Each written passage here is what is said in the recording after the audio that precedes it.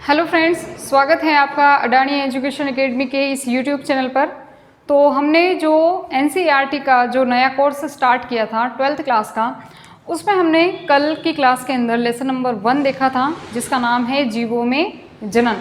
वो हमने स्टार्ट कर दिया था और उसी के साथ में हमने कुछ उसके बारे में जानकारी प्राप्त की थी, क्या कि जनन किसे कहते हैं, है ना, और जीवन काल क्या होता है, ठीक है, जनन कैसे होता है, जनन होने के समय में क्या क्या उत्परिवर्तन या परिवर्तन आते हैं, उत्परिवर्तन तो नहीं कह सकते, परिवर्तन क्या क्या आते हैं, है ना। तो ये सारी चीज़ें हमने कल पढ़ ली थी और आज जो हमें पढ़ना है वो पढ़ना है जनन के प्रकार। ठीक है, आज का जो हमारा टॉपिक रहेगा वो रहेगा जनन के प्रकार। तो मैंने पहले से ही यहाँ पर बोर्ड पे लिख दिया है, मैं आपको थोड़ा सा समय दूंगी, आप स्क्रीनशॉट ले लीजिएगा और इसे अपनी कॉपी में उतार लीजिएगा, है ना। ये शॉर्ट पॉइंट है, आप अपने हिसाब से इनको बड़ा चढ़ाकर लिख सकते हो और भी, ठीक है, अपन इनको समझेंगे यहाँ पर। तो चलिए स्टार्ट करते हैं अपनी जो आज सेकंड वाली क्लास है, जिसके अंदर हम पढ़ने वाले हैं क्या, जनन के प्रकार। जनन के प्रकार मुख्यतः 2 टाइप के होते हैं, कुछ कहेंगे कि 3 टाइप के होते हैं, कायिक जनन भी होता है, ठीक है। तो वो आगे देखेंगे किस प्रकार से उसको किस में सम्मिलित किया गया है। तो मुख्यतः जो जनन होता है, जनन के प्रकार जो होते हैं वो 2 टाइप के होते हैं, 2 प्रकार होते हैं जनन के। पहला होता है अलैंगिक जनन, क्या होता है, अलैंगिक जनन, और दूसरा जो है वो क्या है, लैंगिक जनन, ठीक है। जो पहला प्रकार है हमारा वो क्या है, अलैंगिक जनन, और दूसरा जो प्रकार है वो है लैंगिक जनन। सभी बच्चे जो हैं थोड़ा बहुत इसके बारे में जानते होंगे और नहीं भी जानते हैं तो भी आज हम इसको डिटेल में पढ़ने वाले हैं। तो सबसे पहले बात करते हैं अपन अलैंगिक जनन की। अलैंगिक जनन जो है इसे हम अयुग्मक जनन भी कहते हैं। अलैंगिक जनन को अयुग्मक जनन भी कहते हैं। अ लग रहा है आगे, अ में भी अलैंगिक में भी अ लग रहा है, अयुग्मक में भी अ लग रहा है, ठीक है। तो याद करने में कोई प्रॉब्लम नहीं होगी। अलैंगिक जनन को अयुग्मक जनन भी कहा जाता है। क्यों कहा जाता है भाई, क्योंकि अलैंगिक जनन में युग्मकों का निर्माण नहीं होता है। युग्मक किसे कहते हैं, जब एक नर और एक मादा दोनों के शरीर के अंदर कुछ जनन कोशिकाएं बनती हैं, ठीक है। उन्हीं जनन कोशिकाओं के द्वारा जब आगे जाकर बच्चे का विकास होता है या बच्चे का निर्माण होता है, तो जो छोटी छोटी सी वो कोशिकाएं होती हैं उन्हीं को अपन क्या कहते हैं, युग्मक कहते हैं। नर के अंदर नर युग्मक बनता है और मादा के अंदर मादा युग्मक बनता है। फॉर एग्जाम्पल अगर हम बात करें मनुष्य की, तो मनुष्य के अंदर अगर नर है कोई, ठीक है, कोई आदमी है, पुरुष है, तो पुरुष के अंदर नर युग्मक जो होता है वो कौन होता है, शुक्राणु होता है, आप जानते हैं अच्छी तरह से। और जो मादा युग्मक होता है वो कौन होता है, मादा के अंदर जो युग्मक बनने वाला होता है उसे अपन कहते हैं मादा युग्मक। जब ये नर युग्मक और मादा युग्मक आपस में मिल जाते हैं तो किसका निर्माण करते हैं, युग्मनज का। तो पहली चीज़ तो आपको यहाँ पर ये ध्यान रखनी है, अलैंगिक जनन, यानी कि जिसमें इसे हम और क्या कहते हैं, अयुग्मक जनन, नाम से पता चल रहा है अयुग्मक, तो जिसमें युग्मक का निर्माण नहीं होता हो, ठीक है, जिसमें युग्मक का निर्माण ही नहीं बने होगा, नर होंगी मादा होंगी लेकिन उसमें किसी प्रकार का युग्मक नहीं बनेगा। अब युग्मक नहीं बनेगा तो फिर उससे जीवों का निर्माण कैसे होगा, वो हम आगे पढ़ेंगे इनको डिटेल में, ठीक है। तो पहली चीज़ आपको याद रखनी है कि ऐसे जनन के अंदर युग्मक का निर्माण क्या नहीं होता है, युग्मक का निर्माण होता ही नहीं है। अब मैंने आपको बताया कि जैसे नर है और मादा है, ठीक है, नर के अंदर नर युग्मक बना, कौन बना, शुक्राणु, मान लीजिए शुक्राणु बना, और मादा के अंदर कौन बना, अंडाणु, ठीक है। आगे जाकर दोनों ये क्या हो जाते हैं, संलयित हो जाते हैं।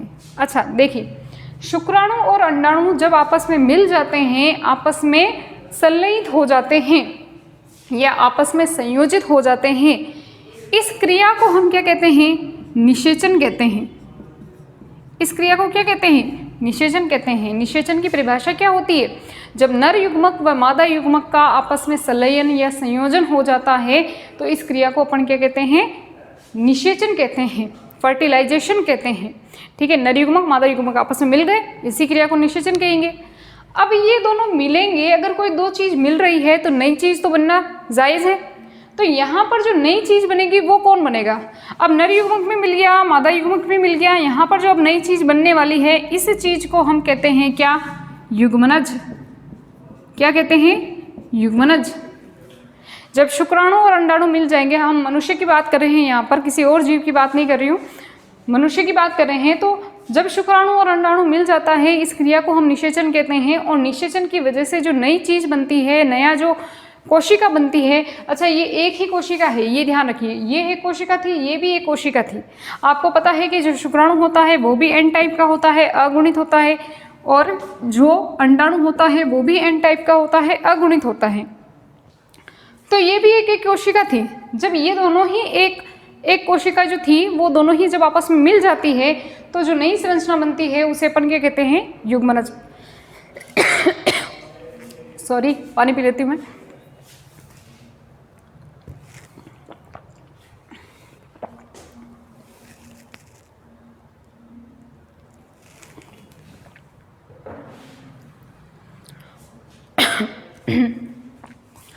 तो यहाँ पर क्या बनेगा? युग्मनज बनेगा।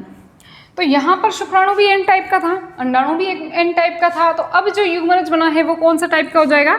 2n टाइप का हो जाएगा, है ना, यानी कि द्विगुणित हो जाएगा। n का मतलब होता है अगुणित, जिसके अंदर गुणसूत्रों की संख्या क्या हो? आधी हो। धीरे धीरे सब समझ में आ जाएगा, धीरे धीरे पढ़ेंगे सब समझ में आ जाएगा। बच्चों को कन्फ्यूजन होता है कि अगुणित और द्विगुणित का मतलब क्या होता है। अगुणित यानी कि जिनमें गुणसूत्रों की संख्या क्या हो? आधी हो, ठीक है। और द्विगुणित का मतलब जिसमें गुणसूत्रों की संख्या डबल नहीं, बराबर हो, जितनी होनी चाहिए उतनी ही हो। जैसे एग्जाम्पल के तौर पर हम देखें कि हमारी एक प्रत्येक कोशिका के अंदर, जो हमारे शरीर की प्रत्येक कोशिका है, उसमें गुणसूत्रों की संख्या कितनी होती है? 46 होती है, या यूँ कहें कि 23 जोड़ी होती है, ठीक है। अब देखिए, अगर शुक्राणु या अंडाणु है, जो नई कोशिकाएं बन रही हैं, ये अगुणित है, तो इनमें गुणसूत्रों की संख्या कितनी हो जाएगी? 46 का आधा कर लीजिए, ठीक है। और अगर जब इसमें जब 23 गुणसूत्र, 46 का आधा कितना हो गया? 23, तो इसमें अगुणित है, इसका मतलब इसमें संख्या कितनी होगी? 23, और इसमें भी कितनी हो जाएगी? 23। जब ये दोनों आपस में मिलेंगे तो अब द्विगुणित बन रही है। द्विगुणित का मतलब ये नहीं होता कि दो गुणा नहीं होता, यहाँ पर अपने को डबल नहीं करना है। किसका? 46 का डबल नहीं करना है। हाँ, आप इसका डबल कर सकते हो, लेकिन इसमें भी आपको क्या करना है? इन दोनों को मिलाना है। जब 23 और 23 दोनों मिल जाएंगे तो यहाँ पर गुणसूत्र कितने हो जाएंगे? 46 गुणसूत्र हो जाएंगे। आ रही बात समझ में? यहाँ पर कितने हो जाएंगे? 46 गुणसूत्र। जिस कोशिका में 46 गुणसूत्र होते हैं उसे हम कहते हैं द्विगुणित कोशिका या 2n टाइप। आ रही बात समझ में? ठीक है, तो यहाँ पर युग्मनज बन जाएगा। फिर अब ये युग्मनज जो बना है वो 2n टाइप का है, द्विगुणित है। तो अब इसमें होता है क्या? समसूत्री विभाजन। समसूत्री विभाजन और अर्धसूत्री विभाजन क्या होता है वो भी मैं आपको यहाँ पर बताऊंगी। तो फिर इसके अंदर जब समसूत्री विभाजन होता है तो इससे क्या बन जाता है? भ्रूण बन जाता है। माता के गर्भ में जो बच्चा होता है वो बन जाता है। फिर उस बच्चे का धीरे धीरे डेवलप होता है और वो बाद में 9 महीने के बाद में जन्म ले लेता है। ये सभी को पता है, ठीक है। अब देखिए यहाँ पर क्या लिखा हुआ है, इसको मैं मिटा देती हूँ।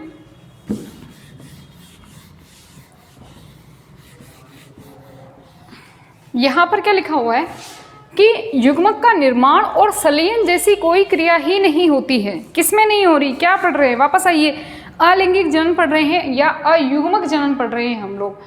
जब युग्मक का निर्माण ही नहीं होगा तो क्या युग्मक संलयन होगा? क्या नहीं होगा। जब युग्मक ही नहीं बन रहे तो वो मिलेंगे कहाँ से? बन ही नहीं रहे हैं तो मिलेंगे कहाँ से? नहीं मिलेंगे। तो इसके अंदर युग्मक का निर्माण भी नहीं होता है, युग्मक का संलयन भी नहीं होता है। संलयन शब्द का मतलब होता है मिलना या जुड़ना, यानी कि दो युग्मक है वो आपस में मिल जाएंगे, उसे हम संलयन कहेंगे या संयोजन कहेंगे, ठीक है। तो यहाँ पर युग्मक का निर्माण और संलयन जैसी कोई क्रिया नहीं होती है। नेक्स्ट देखिए, ये कैसा होता है? एक जनकीय होता है। एक जनकीय कैसे होता है? मैंने आपको कल वाली क्लास के अंदर बताया था कि जो जन्म देता है उसे अपन जनक कहते हैं और जो जन्म लेता है उसे क्या कहते हैं? संतति कहते हैं। जन्म लेने के अंदर माता पिता की भूमिका होती है, यानी जन्म जो देता है वो माता पिता होते हैं। जैसे मनुष्य की बात करें तो उसके अंदर 2 जनक भाग लेते हैं, एक तो माता और पिता। दोनों ही माता पिता की सहयोग से ही एक नए बच्चे का जन्म होता है। लेकिन यहाँ पर इसमें थोड़ा सा अलग है, अलैंगिक जनन थोड़ा सा अलग है। इसके अंदर 2 जनक नहीं होंगे, केवल और केवल एक जनक ही होगा। ठीक है। एक जनक होगा यानी कि कोई भी एक जनक होगा, एक ही माता या पिता होगा और उसी से नया बच्चा बन जाएगा। अब वो कैसे बनेगा वो हम जब इसके प्रकार पढ़ेंगे, उनको डिटेल में पढ़ेंगे तब मैं बताऊंगी, क्योंकि इसके बहुत सारे प्रकार है और बहुत सारे एग्जाम्पल है, तो उन सभी को हम ऐसे देखेंगे। ठीक है, जैसे चलिए मैं बता ही देती हूँ। जैसे मैंने कल अमीबा का उदाहरण बताया था, एक अमीबा है, ये एक ही है, लेकिन इसी से वापस अगर ये दो में बट जाए तो जनक तो एक ही था ना, उससे दो पुत्री कोशिकाएं हो गई, ये संतति कोशिकाएं हो गई, ये संतति जीव पैदा हो गए। तो जनक कैसा था, सिर्फ एक ही था। ठीक है, तो इसीलिए ये कैसा होता है, एक जनकीय होता है। तो आपको ये भी ध्यान रखना है कि ये जो हमारा जो हम ये पढ़ रहे हैं अलिंगिक जनन, वो कैसा होता है, एक जनकीय होता है। आ रही है बात समझ में? अब देखिए, अगर ये एक जनकीय है यानी कि कोई एक जीव है, उसी से नया जीव बनाना है आपको, तो इसमें विभाजन कौन सा होना चाहिए? इसमें समसूत्री विभाजन होना चाहिए कि अर्धसूत्री विभाजन होना चाहिए? तो आपका आंसर होना चाहिए कि जब अलैंगिक जनन होता है तो उसमें समसूत्री विभाजन होता है। ठीक है, अब समसूत्री विभाजन क्या होता है वो मैं आपको क्लियर कर देती हूँ। यहाँ पर देखिए, समसूत्री विभाजन और अर्धसूत्री विभाजन का मतलब क्या होता है थोड़ा सा पढ़ेंगे। बाकी अगर आपको इसको डिटेल में समझना है तो जो हमारे इसी यूट्यूब चैनल के ऊपर जो सामान्य विज्ञान की कक्षाएं चली हुई है, जिसमें नॉर्मल सभी साइंस के वीडियो डाले गए हैं, उसके अंदर एक टॉपिक है विभाजन, कोशिका विभाजन। और कोशिका विभाजन के मैंने बहुत सारी वीडियोस डाल रखे हैं, जिसके अंदर समसूत्री विभाजन के भी प्रकार, समसूत्री विभाजन भी पढ़ाया गया है और अर्धसूत्री विभाजन को भी डिटेल में पढ़ाया गया है। तो आप वहाँ पर जाकर देख सकते हैं, लेकिन फिर भी हम थोड़ा सा यहाँ पर समझ लेते हैं, जो अपने यहाँ पर काम का है वो समझ लेते हैं। देखिए, दो प्रकार के विभाजन हो जाते हैं, है ना। वैसे तीन प्रकार के होते हैं मेनली, तो समसूत्री और अर्धसूत्री और असूत्री विभाजन भी होता है, बट अभी अपने को याद रखना है केवल समसूत्री और अर्धसूत्री। तो समसूत्री विभाजन का मतलब क्या होता है, ध्यान से देखिएगा। यदि कोई एक कोशिका है, देखिए विभाजन का मतलब आपको समझ में आ रहा होगा। विभाजन का मतलब कोई एक कोशिका है, कोशिका विभाजन पढ़ रहे हैं तो कोई एक कोशिका है वो दो भागों में बट जाए या अधिक भागों में बट जाए, इसे हम कहते हैं विभाजन। ठीक है, तो यहाँ पर हम पढ़ रहे हैं समसूत्री विभाजन। तो समसूत्री विभाजन का मतलब क्या हो गया कि जैसे ये कोशिका है, इस कोशिका में कितने गुणसूत्र थे, मान लीजिए 46 गुणसूत्र थे। ठीक है, एक मनुष्य की कोई कोशिका है, इसमें 46 गुणसूत्र हैं, यानी 23 जोड़े गुणसूत्र के हैं। ये जब विभाजन करता है तो यहाँ पर दो कोशिकाएं बन जाती है और दो कोशिकाएं बन जाती है। जब विभाजन करेगा तो दो या दो से ज़्यादा कोशिकाएं बनेंगी ना। विभाजन का मतलब ही क्या हो गया कि भाई उससे एक से ज़्यादा कोशिकाएं बन जाती है। तो इसमें क्या हुआ कि जब एक कोशिका थी, ये द्विगुणित कोशिका है ना, 46 गुणसूत्र है, अभी भी बताया मैंने। तो अब ये दो भागों में बट गई और अब जो कोशिकाएं बनी हैं उनके अंदर भी गुणसूत्र क्या होंगे, 46 होंगे। कितने होंगे, 46 होंगे। एक कोशिका से कितनी बनी, दो कोशिकाएं बनी, लेकिन गुणसूत्रों की संख्या क्या रही, समान रही। समान से आया है सम, सम का मतलब क्या होता है, समान, और सूत्री, सूत्री का मतलब गुणसूत्र, यानी समान गुणसूत्रों वाला विभाजन। ठीक है, देखो शब्द क्या आ रहा है यहाँ पर, पढ़ लेते हैं इसको। समसूत्री, ज़्यादा इसमें कंफ्यूज नहीं होना है अपने को। सम का मतलब होता है समान और सूत्री का मतलब होता है गुणसूत्र, यानी कि ऐसा विभाजन जिसमें गुणसूत्रों की संख्या क्या हो, समान हो, उसे हम कहते हैं समसूत्री विभाजन। तो यहाँ पर गुणसूत्रों की संख्या क्या है, समान है। पहली वाली कोशिका जो थी, है ना, ये कौन सी कोशिका है बताइए, ये जनक कोशिका हो गई ना, ये भी तो जनक कोशिका होगी, इसी से तो नए जीव बनेंगे या नई कोशिकाएं बनेंगी। और ये दोनों कौन सी हो गई, पुत्री कोशिकाएं या संतति कोशिकाएं, पुत्री कोशिकाएं। यानी कि जब पुत्री कोशिकाओं में गुणसूत्रों की संख्या अपने जनक कोशिका के समान हो, उस विभाजन को हम क्या कहते हैं, समसूत्री विभाजन होते हैं, कहते हैं। अब एक चीज आपको ये भी ध्यान रखनी है कि समसूत्री विभाजन में हमेशा जब एक बार विभाजन होता है, केवल एक बार ही विभाजन होता है, हाँ उसके बाद में भी विभाजन तो होगा, लेकिन एक कोशिका में एक बार ही विभाजन होता है। तो जब एक कोशिका में विभाजन होता है तो हमेशा ध्यान रखना है आपको कि उसमें कोशिकाओं का विभाजन जब होता है तो नई कोशिकाएं बनती हैं, तो वो कितनी बनती हैं, केवल दो कोशिकाएं बनती हैं।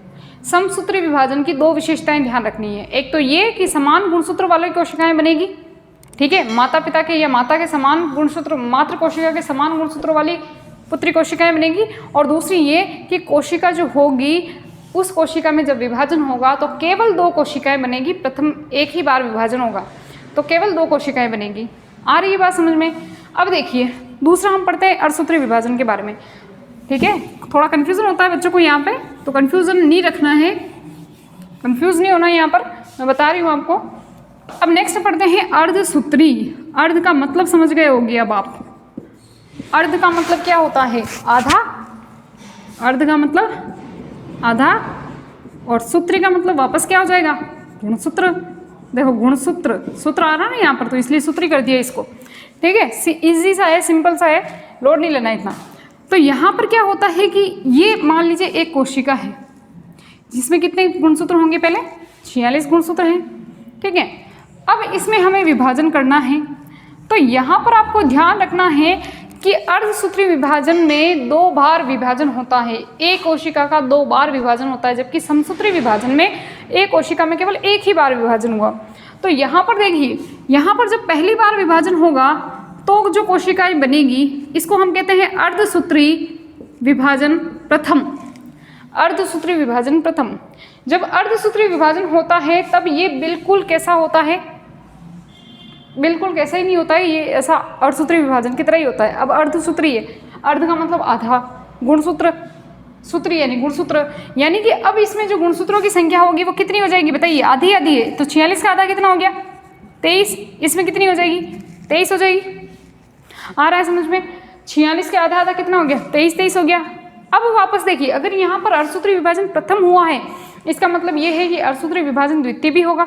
तो यहाँ पर अब इनमें क्या कर दो आप? अर्धसूत्री विभाजन द्वितीय। देखो आपको बस ये ध्यान रखना है, कोई भी कोशिका विभाजन हो रहा है तो उसमें 2 कोशिकाएं बनेगी। ठीक है, अब यहाँ पर से फिर से कोशिकाएं बन गई, ये लो। अब कितनी कोशिकाएं बन गई बताओ? 4 कोशिकाएं बन गई। और ये जो विभाजन हुआ इसे अपन क्या कहते हैं? अर्धसूत्री विभाजन द्वितीय या सेकंड। ठीक है, अब यहाँ पर विभाजन में देखिए, अब आपको क्या लगता है कि अब हमें अगर वैसे ही विभाजन करना हो जैसे कि अर्धसूत्री विभाजन प्रथम में हुआ है, तो 23 के और आधा कितना करेंगे? फिर तो वो आधे में चला जाएगा, है ना? आधे में चला जाएगा ये, तो आधा तो ऐसा नहीं कर सकते, 11.5 12.5 ऐसे तो नहीं कर सकते हम लोग। तो फिर हमें यहाँ पर क्या करना है कि अर्धसूत्री विभाजन जो सेकंड होता है वो बिल्कुल सेम टू सेम किसके जैसा करना है? समसूत्री विभाजन के तरह।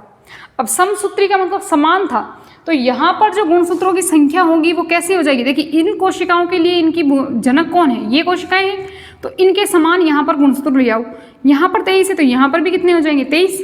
यहाँ पर भी 23, यहाँ पर भी 23 और यहाँ पर भी 23। आ रही है बात समझ में? तो गुणसूत्रों की संख्या यहाँ पर कैसी हो गई? 23 हो गई। क्लियर है? अब आप ये देखिए कि यहाँ पर पहले सबसे पहले एक कोशिका थी, लास्ट में जाकर इसी कोशिका से कितनी बन गई? 4 कोशिकाएं। यहाँ तक खत्म, बस यहीं तक बनेगा, आगे नहीं होगा ये विभाजन। ठीक है, और दूसरी कोशिकाओं में होगा लेकिन इसमें नहीं होगा। अब इस कोशिका में विभाजन नहीं होगा। ठीक है, हाँ, बाद में इन कोशिकाएं ये जब अलग अलग हो जाएगी तब इनमें वापस से शुरू हो सकता है, वो बात अलग है, लेकिन अब इनमें नहीं होगा। ठीक है, अच्छा इनमें भी, वैसे इनमें भी नहीं हो सकता अर्धसूत्री विभाजन, तो क्योंकि ये 23 गुणसूत्र बन गए तो इनमें भी नहीं होगा। अब लेकिन ये लास्ट पॉइंट है। ठीक है, तो अब यहाँ पर देखिए ये 46 गुणसूत्र थे। 46 में सबसे पहले जो कोशिका थी 46 गुणसूत्रों वाली, उसमें अर्धसूत्री विभाजन प्रथम हुआ। अर्धसूत्री विभाजन जब प्रथम हुआ तो इसमें गुणसूत्रों की संख्या आधी आधी हो गई, क्योंकि अर्धसूत्री जो विभाजन प्रथम होता है वो अर्धसूत्री की तरह ही होता है, यानी कि आधे गुणसूत्री ही रहेंगे। तो यहाँ पर गुणसूत्रों की संख्या 23 हो गई। फिर हमें करना है अर्धसूत्री विभाजन सेकंड, क्योंकि ये 2 टाइप का होता है, एक तो अर्धसूत्री विभाजन फर्स्ट और एक सेकंड। ठीक है, तो अब हमें जब द्वितीय करना है तो यहाँ पर गुणसूत्रों की संख्या कितनी हो जाएगी? इसी के समान हो जाएगी, क्योंकि ये जो अर्धसूत्री विभाजन सेकंड होता है वो सेम टू सेम किसकी तरह होता है? समसूत्री विभाजन की तरह होता है। और समसूत्री शब्द का मतलब मैं समझा चुकी हूँ। सम का मतलब समान, सूत्री यानी गुणसूत्र। जब गुणसूत्रों की संख्या समान रह जाए विभाजन के करने के बाद भी, तो उस विभाजन को हम कहते हैं समसूत्री विभाजन। तो यहाँ पर गुणसूत्रों की संख्या कितनी हो जाएगी? 23 हो जाएगी। आ रहा है बात समझ में? अब मनुष्य की बात करें कि ये विभाजन जो होते हैं, समसूत्री विभाजन और अर्धसूत्री विभाजन, ये दोनों ही विभाजन मनुष्य में कहाँ होते हैं? तो देखिए जो समसूत्री विभाजन है वो कहाँ होना चाहिए? आपको क्या लगता है कहाँ होना चाहिए? हमारी कायिक कोशिकाओं में होना चाहिए। कायिक कोशिकाएं, ये भी बहुत सारे बच्चे कहते हैं कायिक कोशिकाएं क्या होती है? कायिक का मतलब होता है काय की, और काय ही मतलब होता है शरीर। अपन कहते हैं ना अपना काय, महाकाय, ऐसे कहते हैं ना। तो काय का मतलब होता है शरीर, यानी कि शरीर की कोशिकाओं में, जैसे हाथ पैर माउथ, ये मतलब पूरे शरीर की कोशिकाओं में अगर विभाजन हो रहा है तो वो समसूत्री विभाजन होना चाहिए। अब समसूत्री विभाजन नहीं हुआ, जैसे मान लीजिए मेरे हाथ के यहाँ पर कट लग गया, अब यहाँ की कोशिकाओं ने मान लो समसूत्री विभाजन करके फिर से कोशिका का निर्माण नहीं किया, और अगर अर्धसूत्री विभाजन कर दिया तो यहाँ की कोशिकाएं और आसपास की कोशिकाओं में तो फिर फर्क पड़ जाएगा, है ना, और गुणसूत्रों की संख्या भी अलग अलग हो जाएगी। तो हमें यहाँ पर कौन सा करना है, समसूत्री विभाजन करना है। और अर्धसूत्री विभाजन कहाँ होता है, समसूत्री विभाजन तो कई कोशिकाओं में, तो अर्धसूत्री कहाँ होना चाहिए, लैंगिक कोशिकाओं में होना चाहिए। यानी कि नर के अंदर बोले तो शुक्राणुओं का जब निर्माण होता है तो वो उस शुक्राणुओं का निर्माण किस विभाजन से होता है, अर्धसूत्री विभाजन से। मादा के अंदर जो अंडाणु का निर्माण होता है वो किस विभाजन से होता है, वो भी अर्धसूत्री विभाजन से। आप खुद सोचिए कि अगर नर के अंदर शुक्राणु में 23 गुणसूत्र नहीं हुए, क्योंकि 23 कब होंगे, जब अर्धसूत्री विभाजन होगा, और अंडाणु में भी 23 गुणसूत्र नहीं हुए और इन दोनों में 46 हो गए, और 46 दोनों आपस में मिल गए, तो फिर तो पता नहीं कहाँ जाएगी संख्या, इतने गुणसूत्र तो अपनी कोशिकाओं में होते ही नहीं है। तो इसी वजह से जब उन दोनों को मिलना ही है तो उन कोशिकाओं में आपको क्या करना पड़ेगा, आधे आधे गुणसूत्र रखने पड़ेंगे। जब शुक्राणु में भी 23 होंगे, अंडाणु में भी 23 होंगे, जब वो दोनों आपस में मिलेंगे तभी तो जाकर 46 गुणसूत्र होंगे ना, ठीक है। तो दोनों में आपको क्या करना है, 23 गुणसूत्र रखने हैं। इसीलिए लैंगिक कोशिकाओं के अंदर 23 गुणसूत्र, यानी कि यूँ कह सकते हैं कि अर्धसूत्री विभाजन होता है। और जो कायिक कोशिकाएं होती है, पूरे शरीर की काय की जो कोशिकाएं होती है उनके अंदर कितने होने चाहिए, ये कौन सा विभाजन होना चाहिए, समसूत्री विभाजन होना चाहिए, ठीक है। इसको रफ कर देते हैं, और कुछ समझाना होगा तो जगह नहीं बचेगी फिर। अभी इन विभाजन में मैं ये क्यों पढ़ा रही हूँ, अपन तो क्या पढ़ रहे हैं, लैंगिक जीवन पढ़ रहे हैं, तो मैं विभाजन को क्यों पढ़ा रही हूँ, क्योंकि यहाँ पर बार बार शब्द आएगा, तो इसमें समसूत्री होता है, इसमें अर्धसूत्री होता है, फिर आप कहोगे ये क्या होता है, इसमें ऐसा क्यों हो रहा है, उसमें ऐसा क्यों हो रहा है, तो थोड़ा समझने की जरूरत है यहाँ पर, ठीक है। थोड़ा पानी पी लेती हूँ, बहुत ज़्यादा प्यास लगने लग गई आजकल।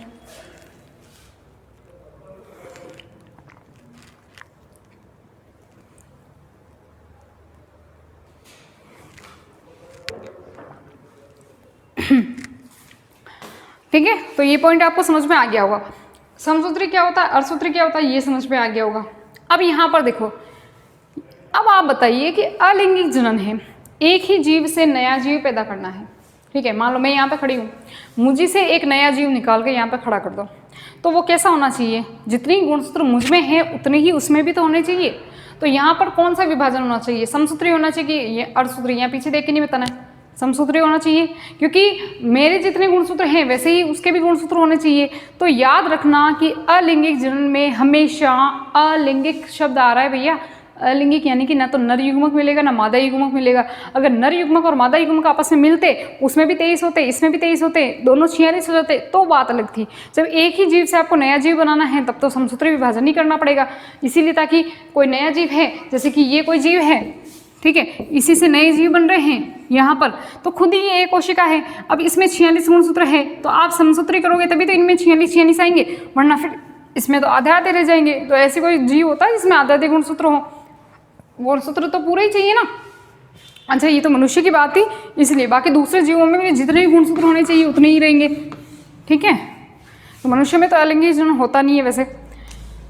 तो यहाँ पर क्या क्या होता है, केवल समसूत्री विभाजन होता है, केवल और केवल समसूत्री। अब शब्द आ गया केवल, इसका मतलब क्या है कि अर्धसूत्री विभाजन नहीं होगा, इसलिए मैंने यहाँ पे ऑब्लिक करके लिख लिया है कि केवल समसूत्री विभाजन होगा, या फिर इसको अपन यूँ भी कह सकते हैं कि यहाँ पर अर्धसूत्री विभाजन का अभाव होता है, अर्धसूत्री विभाजन नहीं होता है, ठीक है। केवल समसूत्री विभाजन होगा, अर्धसूत्री विभाजन नहीं होगा, क्योंकि अर्धसूत्री हो गया तो फिर तो गुणसूत्रों की संख्या आधी रह जाएगी, ठीक है। चलिए नेक्स्ट देखते हैं, क्लोन। एक शब्द आया है क्लोन। क्लोन शब्द जो है या क्लोन की जो परिभाषा है वो बहुत ही इम्पोर्टेंट है। 12th के एग्जाम के अंदर ये 1 नंबर में क्वेश्चन पूछा जाता है कि क्लोन किसे कहते हैं, तो इसको ध्यान से समझना है और ये आपके एग्जाम में क्वेश्चन बन सकता है, क्योंकि बहुत बार पूछा जाता है। जब 8th क्लास की RBSC का कोर्स था उसके अंदर भी कुछ 6th लेसन था, और उसके अंदर भी कुछ ऐसे ही पेड़ पौधों वाला लेसन था, जनन के बारे में ही कुछ लेसन था, ठीक है। तो जनन के लेसन के अंदर उनके अंदर भी क्लोन शब्द की परिभाषा लिखी हुई थी, और उनके भी एग्जाम के अंदर बहुत बार हमने देखा कि उनको भी पूछा गया है। 8th बोर्ड एग्जाम है उसमें भी पूछा जाता है और ये 12th के बोर्ड एग्जाम के अंदर भी पूछा जाता है कि क्लोन किसे कहते हैं। तो याद रखना है शब्द को। क्लोन का मतलब क्या होता है? क्लोन का मतलब ये होता है कि जब अलैंगिक जनन होता है तो अलैंगिक जनन के अंदर जब जनक से, यानी जनक क्या करेगा, संतति कोशिकाओं को जन्म देगा। तो जो संतति कोशिकाएं हैं, आपको अभी भी मैंने बताया कि संतति कोशिकाओं का जो निर्माण हुआ है वो कौन से विभाजन के द्वारा हुआ है? समसूत्री, यानी बिल्कुल सेम टू सेम कॉपी बनना है यहाँ पर। तो जो कोई जनक है उससे अगर संतति कोशिकाओं का निर्माण हुआ है तो वो संतति कोशिकाएं जो होगी वो बिल्कुल हूबहू किसके जैसी होगी? अपने माता पिता जैसी। बिल्कुल किसकी जैसी होगी? अपने माता पिता जैसी। सूरत रंग वंग में वो बात अलग है, लेकिन वो आनुवांशिक रूप से भी, आनुवांशिक गुणों में भी वो किसकी जैसी होगी? माता पिता के जैसी होगी। और ऐसे जीवों को अपन कहते हैं क्लोन, यानी जो संतति कोशिकाएं बनी हैं उनको हम कहेंगे क्लोन। ठीक है, तो क्लोन का मतलब आपको नॉर्मली फोटोकॉपी याद रखना है, फोटोकॉपी होता नहीं है बट समझने के लिए। तो क्लोन का मतलब देखो, जो उत्पन्न संतति है वो कार्यात्मक और आनुवांशिक रूप से जनक के समान होती हैं। क्रिया करने में भी, कार्यात्मक रूप में भी, आकार आकृति में भी, सभी में तो जनक के समान होगी।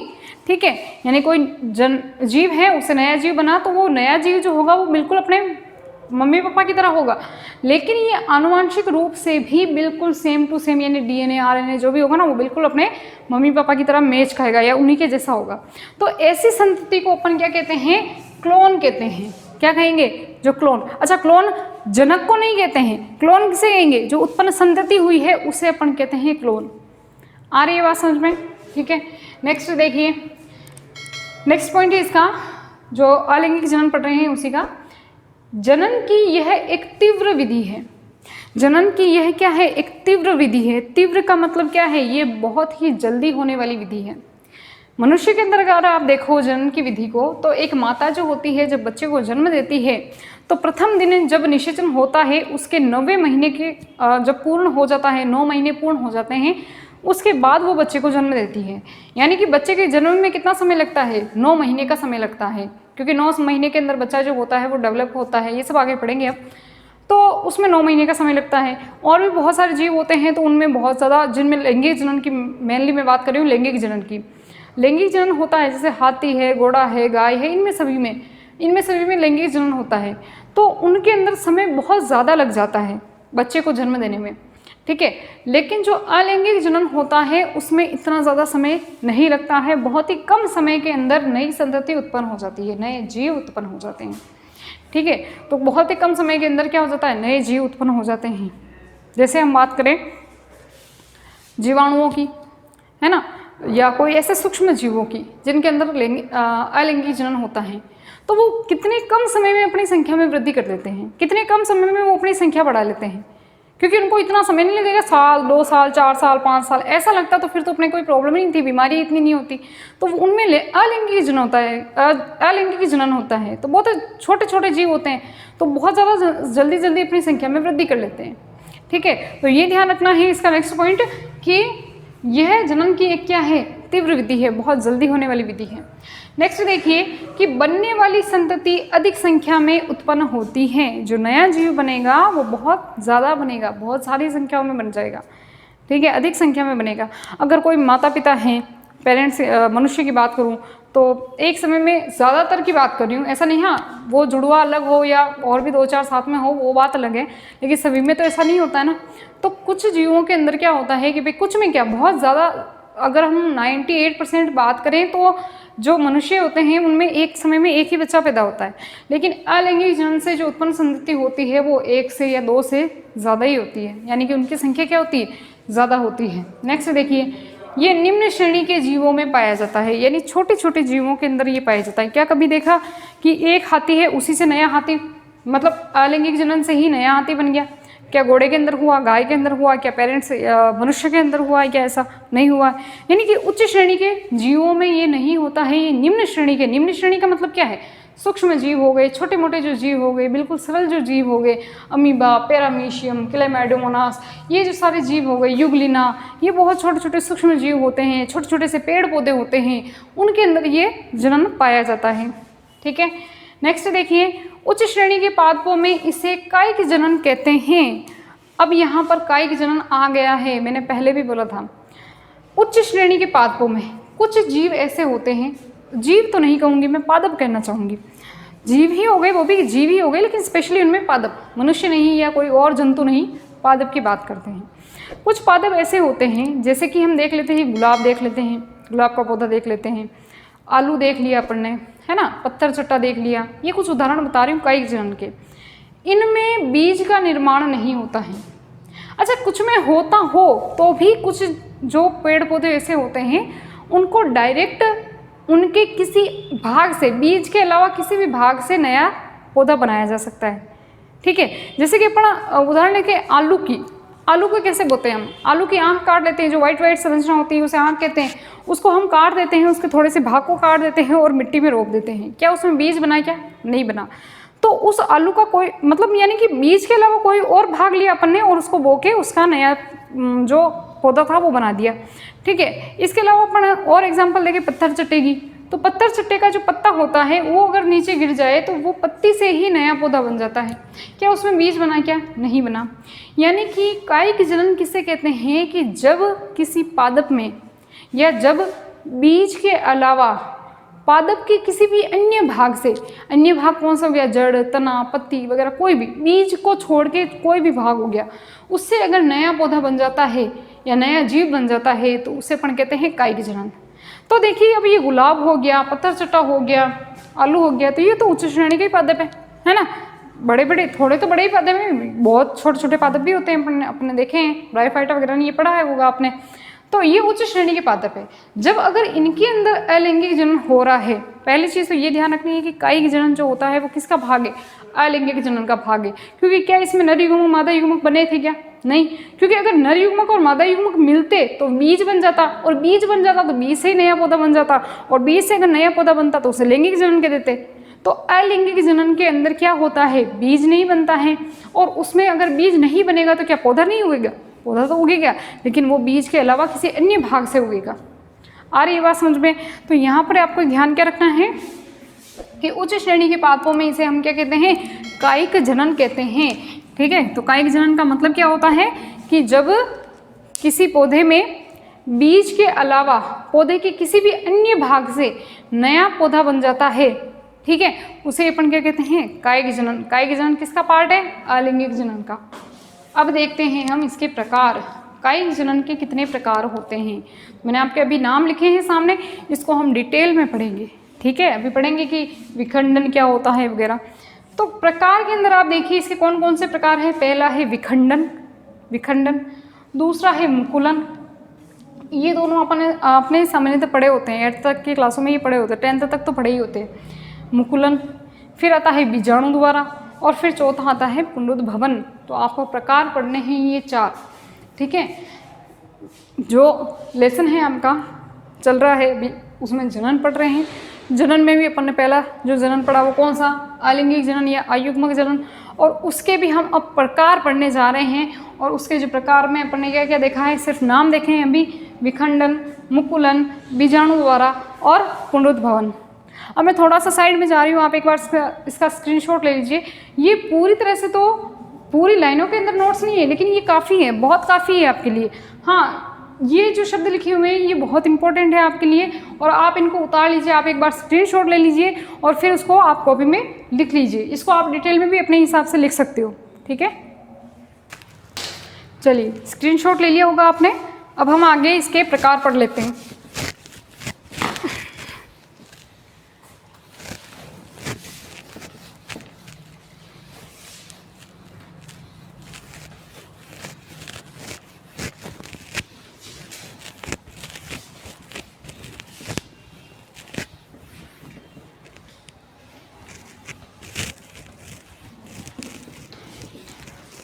तो जो पहला जो प्रकार है इसका वो हमारा क्या है? विखंडन। ठीक है, जो पहला प्रकार है वो क्या है? विखंडन। तो पहले हम विखंडन की बात करते हैं। विखंडन, बायोलॉजी के बहुत सारे ऐसे शब्द होते हैं जिनको रटने की ज़रूरत नहीं होती है, उन शब्दों में ही उनका अर्थ छिपा होता है। विखंडन, खंडन, खंडन का मतलब होता है खंड, खंड का मतलब होता है टूटा हुआ भाग, यानी विखंडन का मतलब यानी टूटना, खंडन यानी टूटना। हम कहते हैं ना इसका खंडन हो गया यानी टूट गया, ठीक है। यानी कि विखंडन में क्या होगा कि कोई भी जीव टूट कर 2 या 2 से अधिक भागों में बढ़ जाएगा, और जो टूटे हुए खंड हैं, जैसे मान लीजिए कि ये कोई खंड है, ठीक है, ये टूटा और ये भागों में, नए भागों में बढ़ गया, तो ये तो क्या था, जनक, और ये क्या थी, इसकी संतति। अब जो टूटे हुए खंड है, ये टूटा और 2 भागों में बट गया, जैसे मान लीजिए ये मार्कर है, ये टूट के 2 मार्कर बना लिए इसने, तो जो 2 नए मार्कर बनेंगे वो भी पुराने वाले मार्कर की तरह ही कार्य करने लग जाएंगे। ऐसा खैर इनमें नहीं होता है, एग्जाम्पल दे रही हूँ मैं यहाँ पर।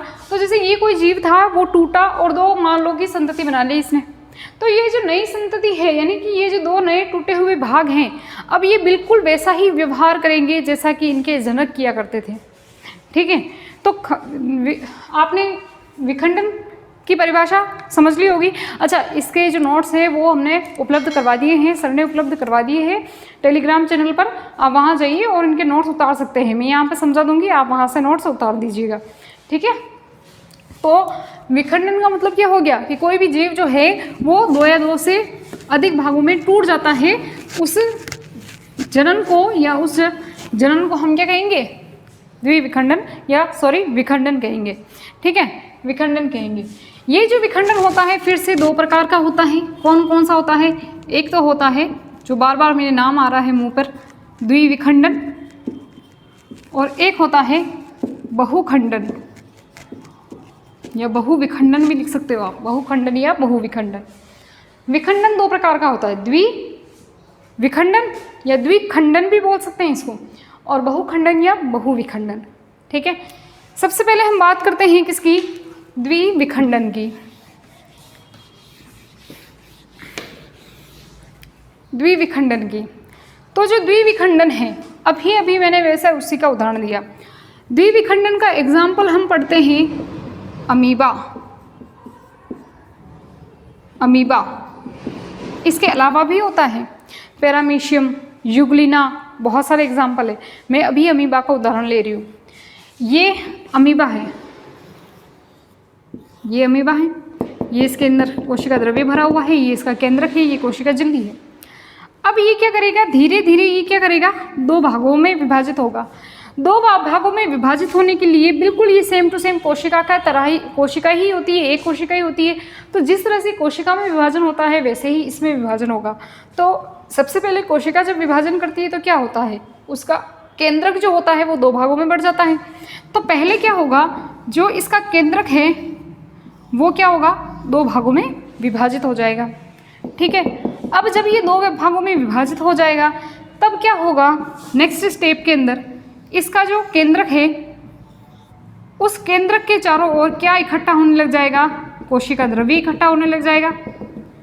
अब इसके बाद में क्या होगा, जो कोशिका है इनकी वो क्या होने लग जाएगी, धीरे धीरे विभाजित होने लग जाएगी। ये इस तरह से केंद्रक है, तो अब इनकी कोशिकाएं क्या हो जाएगी, ऐसे विभाजित होने लग जाएगी, विभाजित होने लग जाएगी। ये आधा केंद्रक द्रव्य इसमें कोशिका द्रव्य इधर आ जाएगा, आधा कोशिका द्रव्य इधर आ जाएगा। और अगले स्टेप के अंदर आपको पता है क्या होगा, दोनों अमीबा या एक अमीबा जो है वो 2 पुत्री कोशिकाओं में बढ़ जाएगा, और उसका केंद्रक द्रव्य या कोशिका द्रव्य भी जो होगा वो भी आधे आधे भागों में बढ़ जाएगा। 2 कोशिकाएं जब बनेंगी तो आधा केंद्रक, एक केंद्रक इधर, एक केंद्रक इधर, आधा कोशिका द्रव्य इधर और आधा कोशिका द्रव्य इधर, और कोशिका झिल्ली भी अलग अलग हो जाएगी। आ रहा है समझ में किस प्रकार से विभाजन हुआ इसके अंदर। तो अब आपने यहाँ पर क्या देखा, अमीबा कितना था, केवल 1, लेकिन पुत्री कोशिकाएं कितनी बनी, 2 बन गई।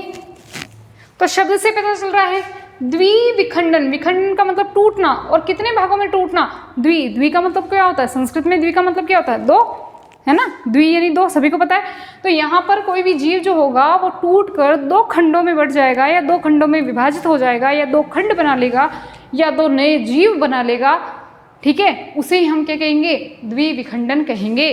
और एग्जाम्पल आपको क्या लर्न करना है इसका, अमीबा, सबसे पहले क्या होगा, जो कोशिका झिल्ली होगी उस कोशिका झिल्ली के अंदर क्या भरा रहेगा, कोशिका द्रव्य होगा, केंद्रक रहेगा।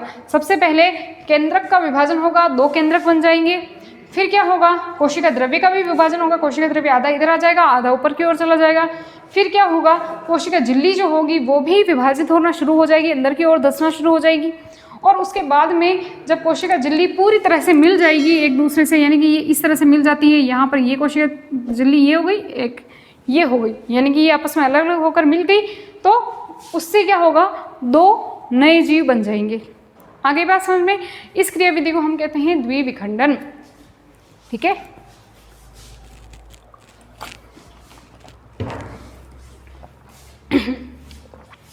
चलिए नेक्स्ट हम देखते हैं बहुविखंडन या बहुखंडन।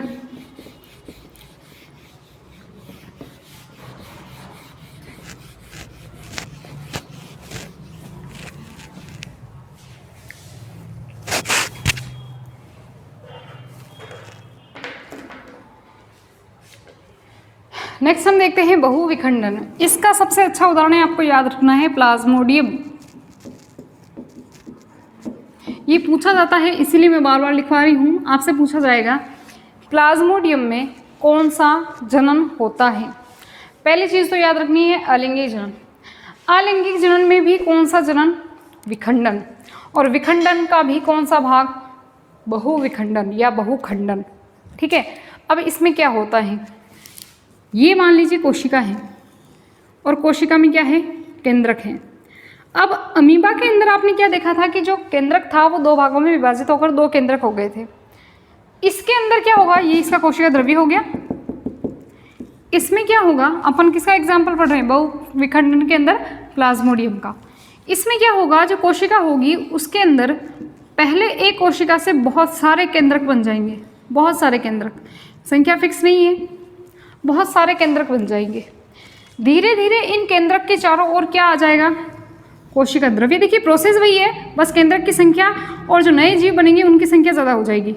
ठीक है, ये केंद्रक हो गए और इनके अंदर जो कोशिका द्रव्य भरा हुआ था वो कोशिका द्रव्य इन केंद्रकों के चारों ओर आ जाएगा। तो इस स्टेप के अंदर इस केंद्रक के चारों ओर ये कोशिका द्रव्य, फिर इसके चारों ओर ये कोशिका द्रव्य, ऐसे ही बहुत सारे जो केंद्रक होंगे उसके चारों ओर कोशिका द्रव्य आ जाएगा और फिर यही प्रोसेस होगी। अब इसमें यहाँ पर क्या होगा कि ये जो कोशिका झिल्ली होगी, ये कोशिका झिल्ली, अच्छा धीरे धीरे इनके चारों ओर भी क्या बनने लग जाएगी, कोशिका झिल्ली बनने लग जाएगी, ऐसे ये बनने लग जाएगी। अब नेक्स्ट में क्या होगा कि ये कोशिका झिल्ली जो होगी वो फटेगी और ये कहाँ आ जाएंगे, बाहर आ जाएंगे। तो ऐसे ही बहुत सारी कोशिकाएं जो होगी वो इनसे बन जाएगी। ठीक है, बहुत सारी कोशिकाएं बन जाएगी और जो कोशिकाएं होंगी उनमें प्रत्येक में एक एक केंद्रक आ जाएगा और उनके चारों ओर क्या आ जाएगा, कोशिका द्रव्य आ जाएगा। इस तरह से आ रही है बात समझ में। ये अमीबा से किस प्रकार से भिन्न है, पहली चीज़ तो इसके अंदर क्या हुआ, एक केंद्रक विभाजन करके बहुत सारे केंद्रकों में बदल गया, जबकि अमीबा के अंदर यानी कि द्विविखंडन में 2 केंद्रक ही बनते हैं।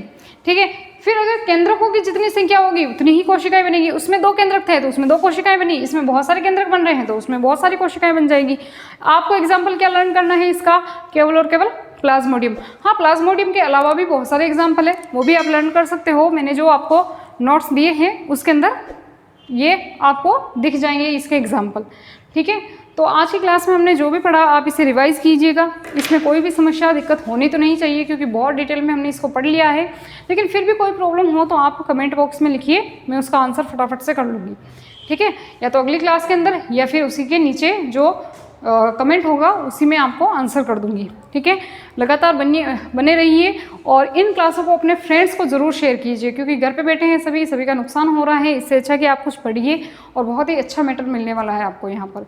तो सब्सक्राइब करें, लाइक करें और शेयर ज़रूर करें क्योंकि जब तक अच्छे व्यूज़ नहीं आएंगे तब तक एनर्जी नहीं आएगी, है ना। तो एनर्जी लाने के लिए अच्छे से इसको सब्सक्राइब करें और सभी को शेयर ज़रूर करें। Thank you.